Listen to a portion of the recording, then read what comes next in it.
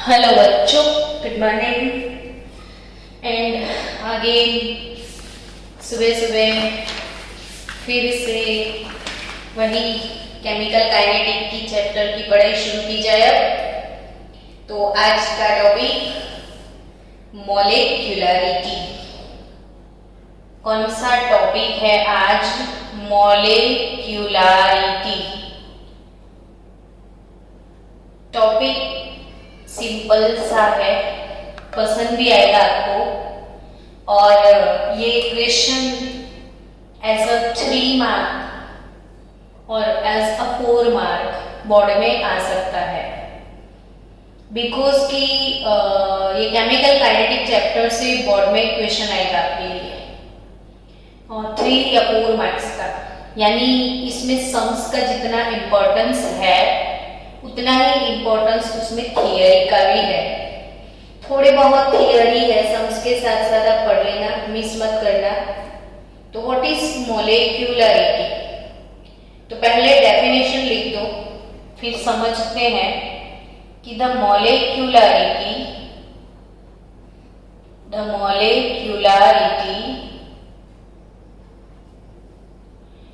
Of reacting species.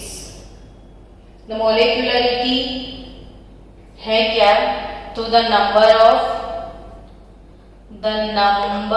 Of reacting species और reacting species में क्या हो सकता है? तो it may be atoms, it may be ions और इट मे बी मॉलिक्यूल्स। क्योंकि कोई भी रिएक्शन इसमें जो पार्टिसिपेटेंट है वो एटम्स भी हो सकते हैं, आयोनिक रिएक्शन भी हो सकता है, मॉलिक्यूलर रिएक्शन भी हो सकता है। तो जो भी रिएक्टिंग स्पीसीज है वो reacting species taking part in elementary reaction,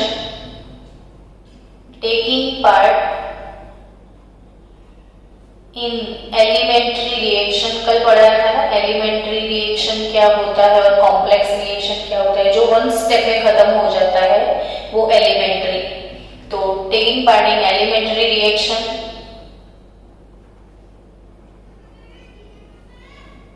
is called molecularity.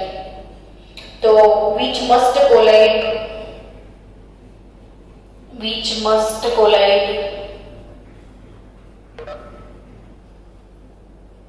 simultaneously in order to bring about chemical reaction is called molecularity। इसको अपने वर्ड्स में समझते हैं तो ज्यादा समझ में आएगा, लेकिन डेफिनेशन मैंने इसलिए लिख दिया था कि आपका पूरा क्वेश्चन विद थियरी यहाँ पे कवर हो जाए। आपको सीधा यहाँ से एग्जाम में लिखना है, प्रिपेयर करना है तो आप कर सकते हो। सो बच्चों, the number of reacting species, atoms, ions और molecule taking part in elementary reaction which must collide simultaneously is called molecularity. यानी कि समझो मेरे पास एक रिएक्शन है H2 gas plus I2 gas gives 2HI gas। अब ये मॉलिक्यूलर रिएक्शन है जिसमें रिएक्टिंग स्पीसीज मॉलिक्यूल है। तो ये जो भी मॉलिक्यूल है वो molecules are assume to be hard sphere. ऐसे H2 के मॉलिक्यूल को एक हार्ड स्फीयर, एक गोले की तरह कंसीडर किया जाता है और आयोडीन को भी एक गोले की तरह कंसीडर किया जाता है। अब होता क्या है कि H2 और I2, समझो कि ये H2 है, ये I2 का मॉलिक्यूल है। ऐसे वाइब्रेट करते करते जोर से इन दोनों के बीच में से जोर से कोलिजन होता है। जोर से जब ऐसे तो एकदम जोर से इन दोनों के बीच में कोलिजन होगा ना, तो H I H I ये कनेक्ट हो जाएंगे यहाँ से, और ड्यू टू दैट एक इंटरमीडिएट कॉम्प्लेक्स मिलने वाला है, जिसमें ये बॉन्ड थोड़े वीक हो जाएंगे और नए बॉन्ड का फॉर्मेशन शुरू हो जाएगा, और ये ही कॉम्प्लेक्स वाइब्रेट करते करते करते बीच में से ऐसे ब्रेक हो जाएगा और HI के दो मॉलिक्यूल आपको मिल जाएंगे। यानी कि बच्चों ये HI का जो मॉलिक्यूल है उसका प्रोडक्शन किस चीज से हुआ, तो ये दोनों मॉलिक्यूल की कोलिजन से हुआ। H2 का कोलिजन सीधा I2 के मॉलिक्यूल के साथ हुआ, और ड्यू टू दैट इन दोनों की वजह से HI प्रोड्यूस हुआ, तो दैट इज मॉलिक्यूलरिटी। अब ये वाले रिएक्शन में कितने मॉलिक्यूल्स के बीच में कोलिजन हुआ, तो सिर्फ दो मॉलिक्यूल के बीच में कोलिजन हुआ, यानी कि इसकी मॉलिक्यूलरिटी जो है, मॉलिक्यूलरिटी इसकी 2 है। 2 मॉलिक्यूल से अगर रिएक्शन स्टार्ट होता है तो मॉलिक्यूलरिटी 2 होती है। So the number of reacting species, atom, ion और मॉलिक्यूल, यहाँ पे मॉलिक्यूल है, taking part in elementary reaction, ये एलिमेंट्री रिएक्शन है तो 2 मॉलिक्यूल ने पार्टिसिपेटिंग किया है तो इसकी मॉलिक्यूलरिटी 2 हो गई। सो बहुत सिंपल सा फंडा है कि जितने मॉलिक्यूल की कोलिजन की वजह से रिएक्शन होता है इसे मॉलिक्यूलरिटी बोलते हैं। तो the reaction can be unimolecular, bimolecular, trimolecular. तो टाइप्स ऑफ मॉलिक्यूलरिटी या इसको डिवाइड किया जाए, क्लासिफाई किया जाए, तो सबसे पहले आप लिख देना नोटबुक में यूनिमोलिक्यूलर रिएक्शन। यूनिमोलिक्यूलर क्या होते हैं, तो जिसमें एक ही मॉलिक्यूल है, यूनिमोलिक्यूलर सिर्फ एक मॉलिक्यूल से होता है। तो the reaction can be unimolecular when one reacting species is involved. The reaction can be unimolecular when one reacting species is involved. One reacting species, if one reacting species is involved, then it is said to be unimolecular. सिर्फ एक ही molecule से start होता है। तो for example decomposition of ammonium nitrate, आपके board में एक बार ऐसा क्वेश्चन आया था कि decomposition of ammonium nitrate, what is the molecularity for this reaction. ऐसे क्वेश्चन भी आते हैं, इसलिए मैं हर एक चीज को आराम से धीरे धीरे लिख के करवा रही हूँ, ताकि आप लिखने के बाद सोच पाओ, समझ पाओ कि हाँ ऐसा कुछ लिखा था, तो एटलीस्ट वो याद तो आ जाए। तो decomposition of ammonium, decomposition of ammonium nitrite, चलो खुद सोचो फॉर्मूला क्या होगा अमोनियम नाइट्राइट का। तो अमोनियम यानी कि NH4, ये तो याद आ गया, नाइट्राइट। तो बार बार मैंने बोला हुआ है क्लास में कि NO2-1 है तो वो नाइट्राइट है, और NO3-1 है तो वो नाइट्रेट है। तो NH और NO2, ammonium nitrate. Ammonium nitrate का जो डीकंपोजिशन है आपको मिलने वाला है nitrogen gas with 2 moles of water. So बच्चों here decomposition of ammonium nitrate, decomposition of ammonium nitrate आपको क्या दिखता है, कितने मॉलिक्यूल है, तो सिर्फ एक। तो one reacting species is involve, then it is called unimolecular reaction. So NH4 NO2 का जो decomposition है अमोनियम नाइट्राइट का वो यूनिमोलेक्युलर है। नेक्स्ट बायमोलेक्युलर। आई थिंक अब मेरे बिना बोले आप डेफिनेशन लिख सकते हो, है ना। कि if two reacting species are involved in reaction, simple सा डेफिनेशन है, या biomolecular reactions involve simultaneously collision between two species, कैसा भी आप बोल सकते हो. So here it is dissociation of hydrogen iodide ले लो, डिसोसिएशन ऑफ HI, तो 2HI gives H2 plus I2. Obviously इसके थोड़ी देर पहले हमने इसका रिवर्स रिएक्शन सीखा था.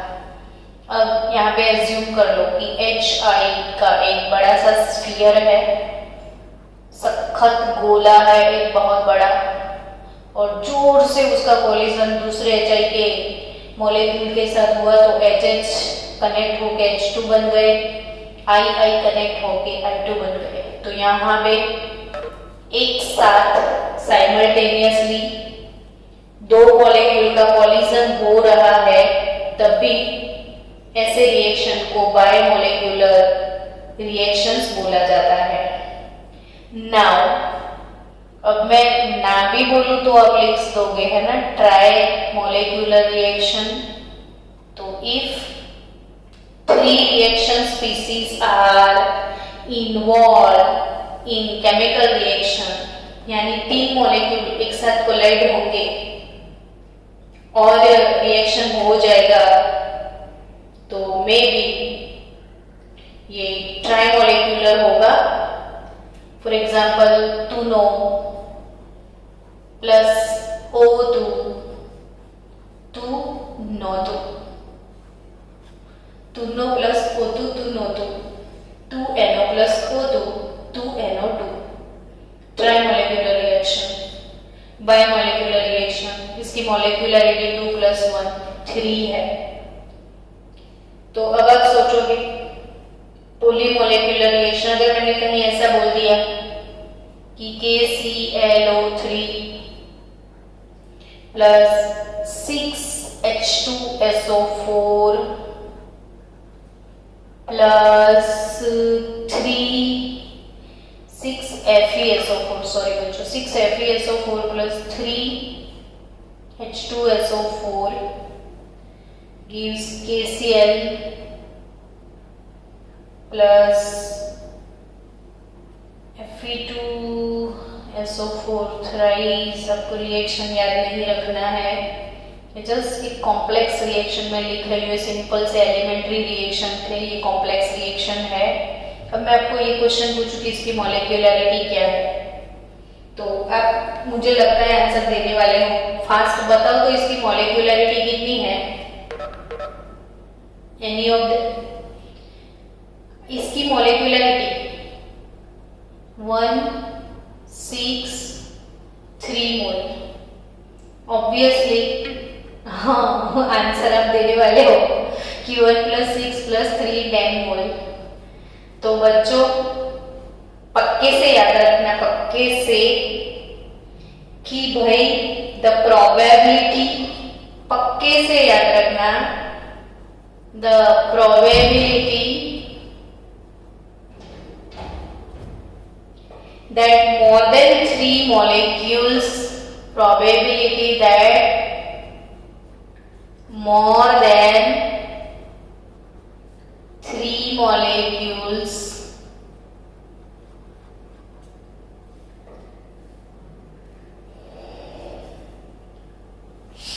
can collide and react. 3 molecule can collide and react is very less or a very small probability. So बच्चों यहाँ पे क्यों मैंने लिख दिया, क्योंकि धीरे धीरे जाएंगे वर्ड्स आपके कान में जाएंगे तो आपको याद हो जाएगा कि molecularity more than 3 cannot be seen. अब तक नहीं मिला है. मे बी आप बड़े हो जाओ और ले आओ, इसलिए मैं नहीं बोल सकती कि इट्स इम्पॉसिबल, बट अब तक मोर देन 3 मॉलिक्यूलरिटी नहीं मिली है। सो एक साथ 3 से भी ज्यादा मॉलिक्यूल, 3, 4, 5 मॉलिक्यूल, 10 मॉलिक्यूल एक साथ कोलाइड हो जाएंगे और रिएक्शन होगा, ऐसा पॉसिबल नहीं है। तो फिर आप यही सोचोगे ना, तो फिर ये क्यों लिखा आपने? तो मैंने लिखा है, इसका मतलब ये नहीं कि इक्वेशन पॉसिबल नहीं है, इक्वेशन पॉसिबल है। ये कॉम्प्लेक्स रिएक्शंस है, कॉम्प्लेक्स रिएक्शन। और ऐसे कॉम्प्लेक्स रिएक्शंस के लिए मॉलिक्यूलरिटी टर्म का कोई भी मीनिंग नहीं है। सो बच्चों यहाँ पे याद रखना कि molecularity is only for elementary reaction, only for elementary reaction. There is no meaning, there is no any meaning of molecularity for complex reactions. तो ये चीज मत भूलना, मेरे वर्ड्स मत भूलना कि molecularity is only important for elementary reaction के लिए molecularity term है। बाकी कॉम्प्लेक्स रिएक्शन, ऐसे कॉम्प्लेक्स रिएक्शन के लिए मॉलिक्यूलरिटी का वैल्यू 0 है, कोई मतलब ही नहीं है। तो फिर कॉम्प्लेक्स रिएक्शन के लिए क्या होता है? तो कॉम्प्लेक्स रिएक्शन जो होते हैं उसमें बहुत सारे स्टेप्स इन्वॉल्व होते हैं। मैंने कल के लेक्चर में आपको पढ़ाया था कि जैसे H2 + Br2 गैस से 2HBr मिलता है, तो लेकिन ये वाले रिएक्शन 2 और 3 स्टेप्स में हुए थे, मैकेनिज्म उसकी 2-3 स्टेप वाली थी। चलो आज ऐसा एक और एग्जांपल सिखा देती हूँ ताकि आपका क्लियर हो जाए चीजें, है ना। चलो एक एग्जांपल है मेरे पास कि 2H2O2 hydrogen peroxide in alkaline medium presence of iodide ion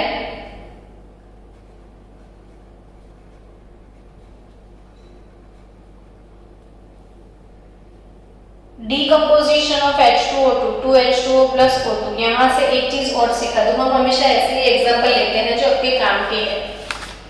आपको सीखना है कि हाइड्रोजन पेरोक्साइड, अब ऐसे इक्वेशन को घूरते हुए मत देखो, समझते हुए देखो कि ये हुआ क्या। तो हाइड्रोजन पेरोक्साइड का डिकम्पोजिशन हुआ और डिकम्पोजिशन होने के बाद वाटर और ऑक्सीजन गैस रिलीज हुआ।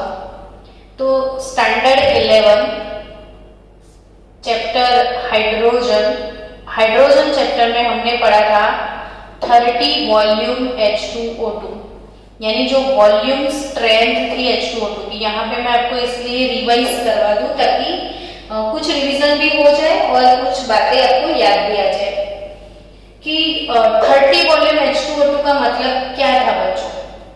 तो 30 वॉल्यूम H2O2 मतलब कि on decomposition of 1 liter H2O2 it produce 30 liter of O2। यानी यहाँ पे अगर मैं सिर्फ 1 लीटर H2O2 ले रही हूँ, सिर्फ 1 लीटर हाइड्रोजन पेरोक्साइड मैंने लिया और मुझे यहाँ से 30 लीटर ऑक्सीजन मिला। बाप रे बाप, इमेजिन करना बच्चों, 1 लीटर हाइड्रोजन पेरोक्साइड मैं ले रही हूँ यूज में ऑक्सीजन के लिए और वो मुझे कितना ऑक्सीजन देता है? 30 लीटर। देन उसका वॉल्यूम स्ट्रेंथ है 30 वॉल्यूम, समझे आप। तो 1 लीटर से मिले अगर 30 लीटर, अगर मुझे 1 लीटर H2O2 से 2 लीटर O2 मिलता है, 2 लीटर, तो वो उसका 2 वॉल्यूम स्ट्रेंथ है, ऐसा बोल सकते हो। तो यही इक्वेशन पढ़ा हुआ है, लेकिन आपको अजीब सा ना लगे। तो हाइड्रोजन पेरोक्साइड का डिकम्पोजिशन होता है ना बच्चों, तो वाटर और ऑक्सीजन मिलता है। और एक चीज और बता दूं, याद रखनी है आपको कि जो हाइड्रोजन पेरोक्साइड है वो सनलाइट में डिकम्पोज हो जाता है, सनलाइट की प्रेजेंस में भी, और इसीलिए इसको ब्लैक बॉटल में स्टोर करना पड़ता है। ब्लैक कलर की बॉटल में या ब्राउन बॉटल में उसका स्टोरेज होता है, बिकॉज कि अगर ब्राउन कलर का बॉटल है तो सनलाइट इसके अंदर नहीं जा पाएगा तो वो डीकम्पोज नहीं होगा। तो स्टेबिलिटी बढ़ाने के लिए वो ब्लैक बॉटल में स्टोर करते हैं। एनीवे हाइड्रोजन पेरोक्साइड का डीकम्पोजिशन इक्वेशन है। लिटरली आप बोलोगे इसकी मॉलिक्यूलरिटी 2 है, तो नहीं, ये कॉम्प्लेक्स रिएक्शन है, ये एलिमेंट्री रिएक्शन नहीं है, ये वन स्टेप नहीं है। एक्चुअली इसमें मैकेनिज्म के स्टेप इन्वॉल्व है। तो the decomposition of hydrogen peroxide takes place in 2 steps, और वो जो फर्स्ट वाला स्टेप है वो है H2O2 plus I minus. H2O2 plus I minus gives H2O plus IO minus, and which is a very slow step. Now second thing, I mean to say, ये भले 2 दिख रहे हैं ना, तो इसमें से सिर्फ एक ही मॉलिक्यूल से रिएक्शन स्टार्ट हुआ है, देखो, और एक ही हाइड्रोजन पेरोक्साइड का मॉलिक्यूल सीधा आयोडाइड से रिएक्ट करता है, और in presence of iodine catalyst वो वाटर और इंटरमीडिएट कंपाउंड बनाता है IO minus, and this intermediate compound using in second step again IO minus, ये सेकेंड स्टेप में हमको यूज करना है, और second molecule of H2O2, another molecule of H2O2 collide with IO minus, then it gives again water molecule, then I minus and O2 gas, और आप दोनों step को ऐड करोगे ना तो ये चला जाएगा, और अल्टीमेटली ये वाला रिएक्शन मिलेगा। लेकिन एक्चुअली दिस रिएक्शन, इसकी मैकेनिज्म आप डिटेल में देखोगे तो ये 2 स्टेप में हो रहा है, one is slow step and other one is fast step. अब बच्चों, फास्ट वाला तो फास्ट हो ही जाता है, लेकिन जब तक स्लो वाला होगा नहीं तब तक ये कहां से होगा? तो एक्चुअली रेट डिटरमाइनिंग स्टेप हमेशा स्लो स्टेप होता है। तो slow step will always be rate determining step. तो रेट स्लो स्टेप से मिलता है। अब हमको इसी रिएक्शन से रेट लिखना है। तो ये एलिमेंट्री रिएक्शन हो गया, अब ये एलिमेंट्री हो गया, ये कॉम्प्लेक्स है जो 2 एलिमेंट्री रिएक्शन में होता है। So now going for elementary reaction, H2O2 plus I minus gives H2O plus IO minus, it is our slow step, है ना। और ये रेट डिटरमाइनिंग स्टेप है। तो रेट कैसे लिखना है मुझे? तो rate is equal to K concentration of H2O2 and concentration of I minus, concentration of H2O2 and concentration of I minus, done। तो जो भी एलिमेंट्री स्टेप है, elementary reaction, rate determining step जो एलिमेंट्री है उसकी मॉलिक्यूलरिटी, इसकी molecularity वही order of reaction बनता है। रेट डिटरमाइनिंग स्टेप जो है एलिमेंट्री, उसकी मॉलिक्यूलरिटी, सपोज ये ऐसा होता 2NO plus O2 2NO2, suppose ये वाला रिएक्शन एलिमेंट्री रिएक्शन होता, तो what is my rate here? तो K कंसंट्रेशन ऑफ NO का पावर 2। जनरली कोई भी जो रेट एक्सप्रेशन इक्वेशन होता है, इसमें जो स्टोइकियोमेट्रिक कोएफिशिएंट है वो पावर में नहीं लिखते हैं हम, क्योंकि ये तो एक्सपेरिमेंटल क्वांटिटी है, कुछ भी आ सकता है। लेकिन जो पूरा मैकेनिज्म आपने पढ़ लिया, मैकेनिज्म के बाद आपने स्लो स्टेप लिखा है, वो एलिमेंट्री है और उससे आप रेट ऑफ रिएक्शन लिखते हो, तो इसकी जो मॉलिक्यूलरिटी है वही रेट ऑफ रिएक्शन बनता है। यानी ये जो 2 है, अगर ये एलिमेंट्री रिएक्शन है तो ये पावर में जाएगा, यानी कि इसका order of reaction with respect to NO it is 2 and order of reaction with respect to oxygen it is 1. So total order, total order of reaction, it will be 3 here and molecularity will be also 3 here. So guys, ये complex reaction जो भी होते हैं वो complex reaction इसका detail में study होता है, एक्सपेरिमेंटल स्टडी होता है. आफ्टर एक्सपेरिमेंटल स्टडीज इसके मैकेनिज्म बनते हैं. मैकेनिज्म से स्लो स्टेप डिसाइड होता है, स्लो स्टेप से रेट निकलता है और स्लो स्टेप की जो मॉलिक्यूलरिटी है वो ही ऑर्डर ऑफ रिएक्शन बनती है. अगर मेरे पास कोई एलिमेंट्री रिएक्शन है 2SO2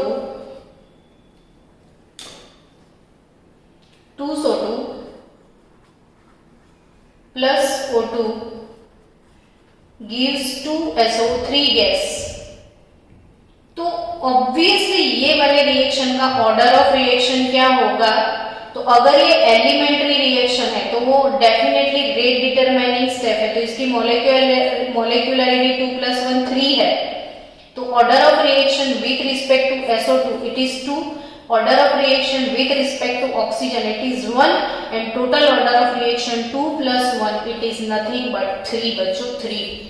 So elementary reaction की molecularity which is order of reaction. तो मुझे आज एक थियरी का रिवीजन भी करवाना है, दूसरी एक थियरी का रिवीजन करते हैं. आज मोलिकुलरिटी ऑर्डर ऑफ रिएक्शन खत्म हो गया. कल मैंने आपको एक थियरी सिखाई थी कि डायमेंशन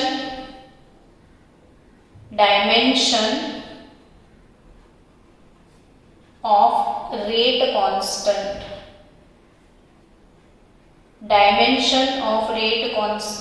K, ये थियरी कल हमने पढ़ी थी. तो K कल हम पढ़े थे, rate is equal to K concentration of A raise to X, concentration of B raise to Y and X plus Y is equal to N which is total order of reaction. याद आया? तो total order of reaction n होता है. तो K के लिए मैं आज ये थियरी इसीलिए रिवाइज करवा रही हूँ कि इंपॉर्टेंट है. K क्या होगा? Rate divided by concentration raise to X plus Y. तो रेट क्या होता है? तो कंसंट्रेशन अपॉन टाइम होता है और ये concentration raise to X plus Y यानी कि total order of reaction n था. So what is dimension here? तो concentration raise to 1 - n time inverse, concentration raise to 1 - n time inverse. ठीक है. और कंसंट्रेशन अगर मोल पर लीटर में लिया तो मोल पर लीटर पर टाइम, और टाइम के लिए सेकंड यूज करोगे तो मोल पर लीजिए बस सेकंड. अब एक क्वेश्चन मैं आपको देने वाली हूँ कि ऐसे क्वेश्चन कैसे बनते हैं इसके. तो एमसीक्यू प्रैक्टिस करो या क्वेश्चन प्रैक्टिस की फॉर द फॉलोइंग इक्वेशन. अगर आपको कोई इक्वेशन दिया है, rate is equal to -d/dt और डेल्टा/डेल्टा t with respect to reactant d/dt of R is equal to K concentration of A, concentration of B. Now A 1/2 और B 2. यानी बच्चों कि यहाँ पे आप देखोगे कि order of reaction with respect to A half है और order of reaction with respect to B it is 2. So what is the total order of reaction? So 2 plus 0.5 it is 2.5 or 2 1/2 वैसा भी हम बोल सकते हो, या 2 1/2 यानी 2 इंटू 2, 4 प्लस 1 5/2, 2 प्लस 1/2, 2 प्लस 1/2 तो इट इज 5/2 हो सकता है। तो टोटल ऑर्डर ऑफ रिएक्शन 5/2 है। अब आपको ऐसा क्वेश्चन है कि determine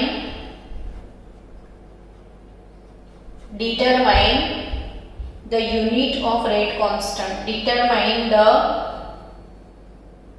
unit of rate constant।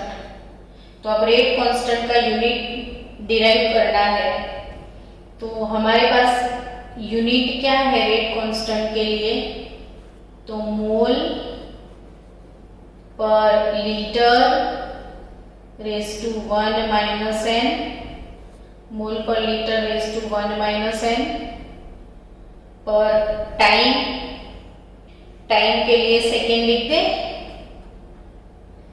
चलो, mole per litre raise to 1 minus n, तो mole litre inverse 1 minus n यानी 1 माइनस 5/2, तो कितना होगा, तो 2 1 2, तो 2 1 2 माइनस 5/2, तो इट इज माइनस 3/2 पर सेकेंड, यानी कि mole minus 3/2, litre minus minus plus हो जाएगा 3/2, और सेकेंड इनवर्स, तो ये हो जाएगा डायमेंशन ऑफ रेट कांस्टेंट के फॉर दिस रिएक्शन।